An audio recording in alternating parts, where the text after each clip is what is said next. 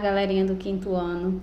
Vamos iniciar nossa aula de matemática, página 40 a 43. O conteúdo é igualdades, certo? Continuando o conteúdo da última aula, ok?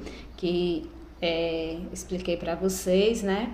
E foi passada algumas atividades. E as atividades propostas na aula de hoje, né? Para continuar aí o conteúdo. Então, eu vou revisar aqui com vocês, né? Para que vocês não tenham dificuldades na hora de fazer as atividades. Então, vamos lá. A questão 7, ela traz aí algumas multiplicações, certo? Vocês podem acompanhar aí no livro. E é colocado essas multiplicações e abaixo tem duas perguntas. Então, o autor quer saber, né, o que acontece com as igualdades quando dividimos um dos membros por 2. Então, vocês lembram que, e na letra B, né, quando dividimos os dois membros por 2. Então, vocês lembram que eu falei na última aula que para manter uma igualdade, os dois membros, né, o primeiro membro e o segundo, eu tenho que, se eu multiplicar, dividir, subtrair ou somar por determinado número, eu tenho que fazer isso nos dois membros. Porque se eu fizer só em um, a igualdade ela vai deixar de existir, certo? Não vai ser válida. Então, eu tenho aí 2 vezes 2 igual a 4. Se eu acrescentar uma divisão aí apenas no primeiro membro, 2 vezes 2 dividido por 2, não vai ser igual a 4. Então, vai deixar de existir uma igualdade, certo? Para que haja essa igualdade, eu tenho que fazer isso nos dois membros. Eu tenho que fazer 2 vezes 2 dividido por 2 igual a 4 dividido por 2, certo? Aí a igualdade ela vai permanecer, ok? Então, e a questão 8, né? Tem algumas divisões aí. E também algumas perguntas relacionadas a elas, né? O que acontece com o resultado de uma divisão quando multiplicamos o dividendo por 5? Então, se você multiplicar só o dividendo por 5, né? O quociente também vai ficar multiplicado por 5, né? Se for o divisor que você multiplica por 5, o quociente vai ficar dividido por 5. Lembrem que é uma operação inversa. Divisão e multiplicação são operações inversas, ok? Por isso que quando você divide um, o outro fica multiplicado. O dividendo e o divisor por 5. O quociente não se altera, porque eu modifiquei os dois, ok? Questão 9. Questão 9 até a questão 13, vocês vão seguir o mesmo raciocínio para responder, certo? Tem um número aí, uma incógnita, que vocês vão ter que descobrir quem é, certo? Cada questão tem uma interrogação que vocês vão ter que descobrir qual é o resultado. Então, na letra A da questão 9, diz o seguinte: 3 vezes 5 igual a 15. Aí abaixo tem 3 vezes 5 mais 6 igual a 15 mais quanto? Para ficar a igualdade, para permanecer a igualdade. Lembra o que eu falei? Se eu acrescentei 6 no primeiro membro, eu tenho que acrescentar 6 também no segundo, ok? Então, é só vocês observarem o que foi adicionado, por quanto dividiu, se multiplicou, se subtraiu.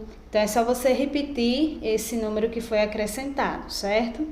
Aí, a questão 10 a 13 vai seguir o mesmo raciocínio no que diz respeito a descobrir que número está faltando, certo?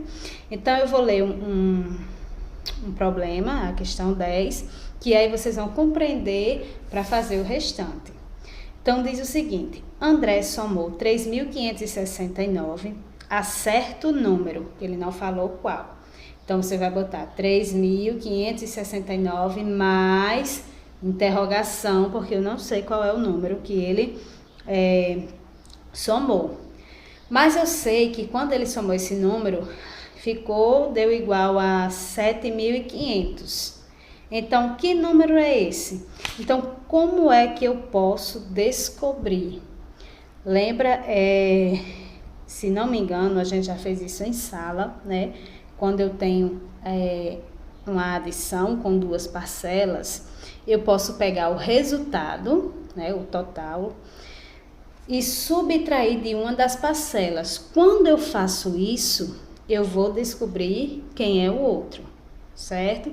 Então, aqui vocês vão usar a operação inversa. Se é uma adição, você usa a subtração para responder, certo? Na questão 11, é uma divisão, é uma multiplicação, então você vai usar uma divisão para responder, ok? E assim por diante. Tem até uma atividade em folha, né, de matemática, que vocês vão utilizar a operação inversa, né, para tirar a prova real das operações. Então, já é um complemento também para vocês com relação ao conteúdo, certo?